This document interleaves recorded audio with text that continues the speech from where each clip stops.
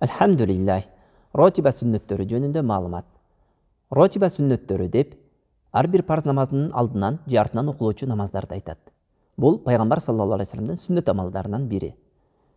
Бул багымдат намазынын алдынан 2 рекет, пешин намазынын алдынан 4 рекет, пеш намазынан кийин 2 рекет, шам намазынан кийин 2 рекет жана куптан намазынан кийинки 2 рекет. Жалпысынан 12 рекеттүү намаз.